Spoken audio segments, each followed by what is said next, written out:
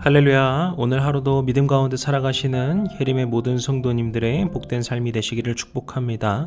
7월 27일 토요일 아침 예배를 주님 앞에 드리겠습니다.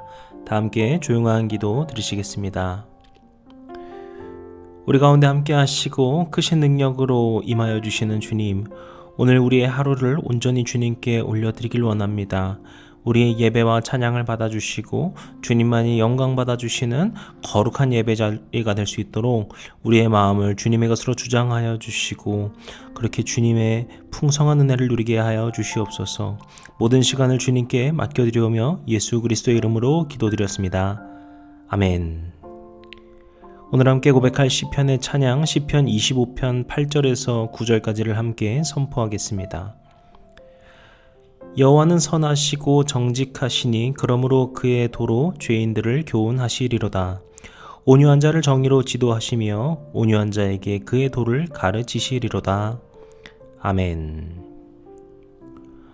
오늘 우리에게 주시는 하나님의 말씀은 예레미야 38장 14절에서 28절까지의 말씀인데, 오늘 우리는 14절부터 16절 그리고 24절부터 28절까지의 말씀을 함께 읽도록 하겠습니다.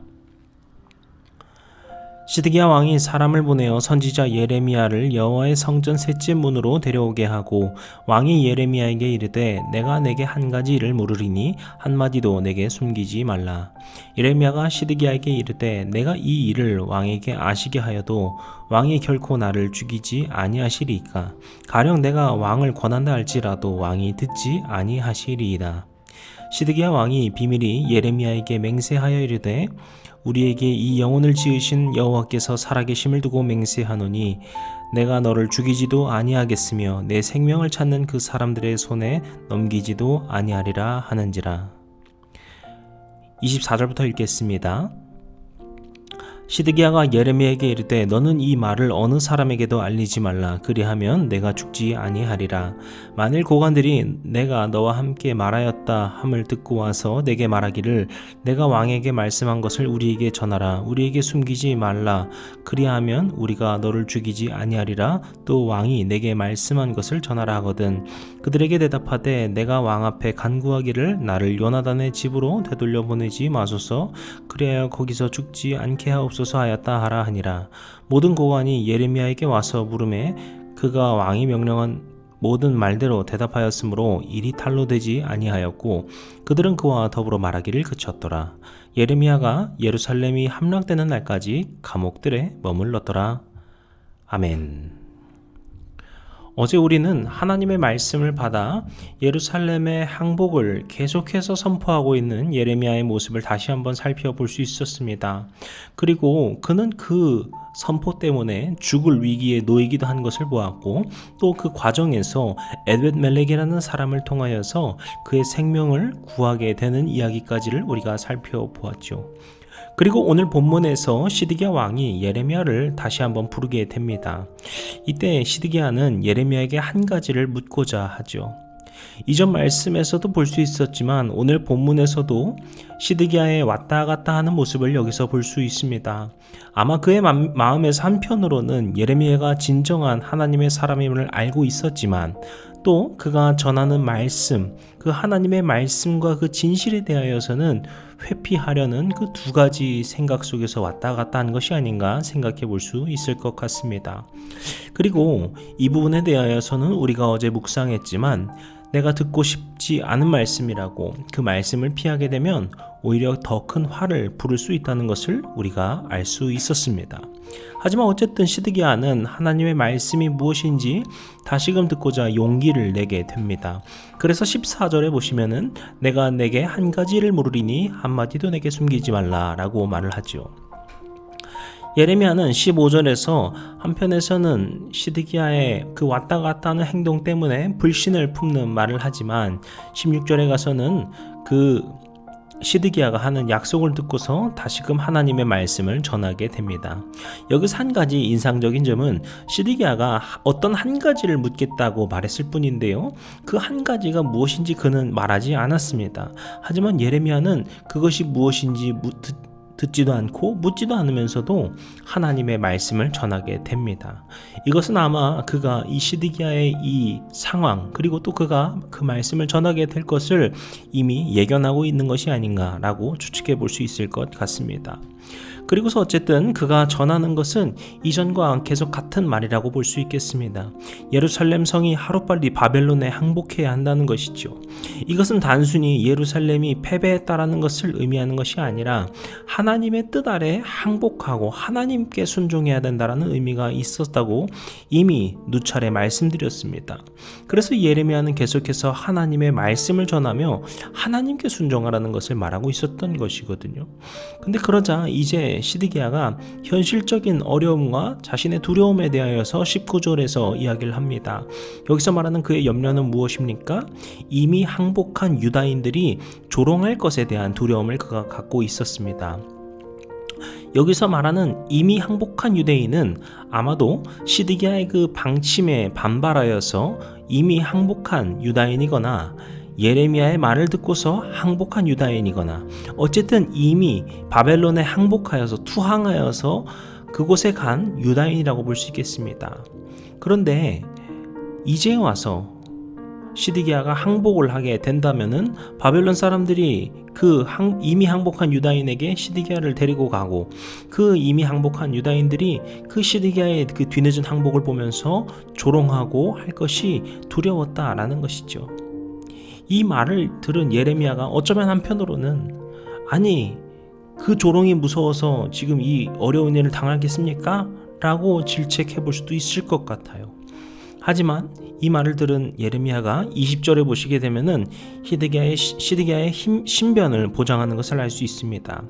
이것은 그가 개인적으로 약속하고 있는 것이 당연히 아니죠. 그가 하나님의 말씀과 뜻으로서 그것을 약속하고 있는 것입니다. 즉 하나님께서는 시드기야가 그 두려워하고 있는 그 작은 치욕마저도 피할 수 있도록 예비해 두셨다라는 점을 볼 수 있습니다. 그리고 21절부터 23절까지에 가면은 이 항복의 뜻을 거부한 시드기야와 그의 가족, 왕궁 사람들이 겪을 진짜 치욕과 진정으로 비참한 최후에 대해서 다시금 경고합니다. 지금 시드기야가 정말 그 자잘한 일 때문에 항복을 못하는 것이 아니라 지금이라도 빨리 하나님의 말씀에 응답하고 해야지 진정한 치욕과 어려움을 피할 수 있음을 말하고 있는 것이죠. 이 모든 말을 들은 시드기야는 어떻게 반응합니까? 예레미야에게 지금의 대화를 다른 사람들에게 진실로 알리지 말라라고 당부를 하게 됩니다. 그래서 예레미야가 죽음을 피할 길에 대하여서 설명을 해주고 그리하여서 예레미야가 죽음을 피하는 것을 볼 수 있죠. 그리고 우리가 이 이야기까지만 보게 되면은 이제 시드기야가 좀 마음을 고쳐 먹어서 하나님의 말씀을 들으려 했던 것일까? 우리가 생각해 볼 수도 있을 것 같습니다. 그래서 예레미야의 신변을 보호하고 그가 이제 하나님의 말씀을 들으려 하는 것인가 생각해 볼 수 있겠죠. 하지만 우리가 성경에서의 역사를 보면 알 수 있듯이 또 이후의 내용에서 보면 알 수 있듯이 시드기야는 그렇게 결정하지 않습니다.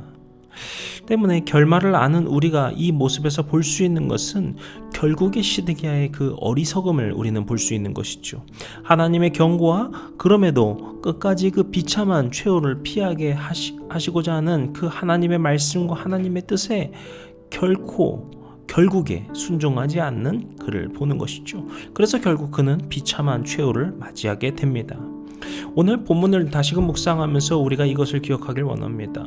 우리가 그저 요약된 역사로만 이스라엘의 최후를 보게 된다면은 하나님의 진노로 인하여서 멸망하게 된 유다와 예루살렘이라고 줄여서 말할 수 있을 것 같습니다.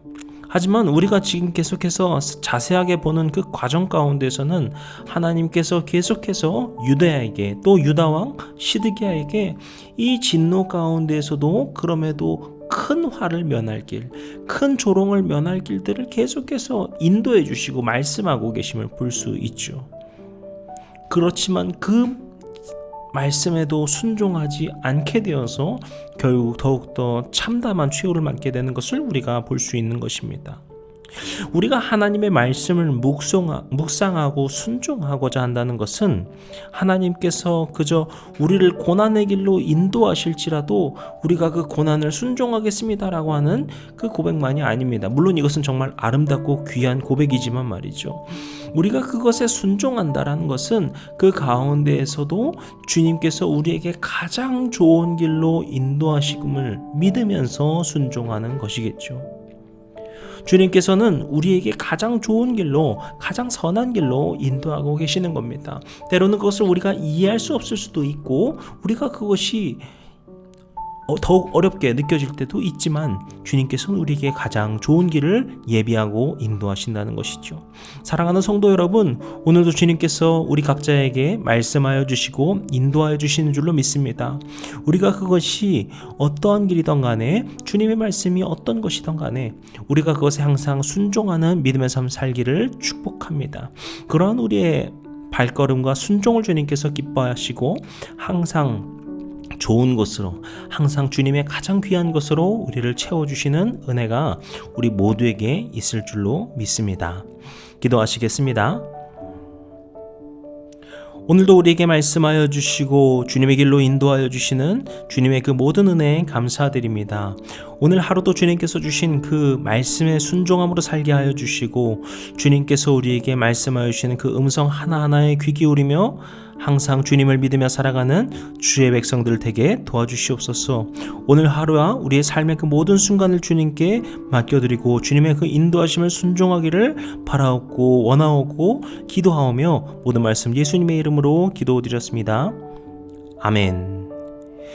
이제 우리 주기도문 함께 드리시고 오늘 예배를 마치도록 하겠습니다.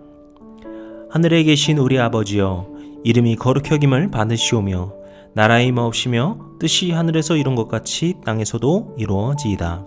오늘날 우리에게 일용할 양식을 주옵시고 우리가 우리에게 죄 지은 자를 사하여 준 것 같이 우리 죄를 사하여 주옵시고 우리를 시험에 들게 하지 마옵시고 다만 악에서 구하옵소서. 나라와 권세와 영광이 아버지께 영원히 있사옵나이다. 아멘.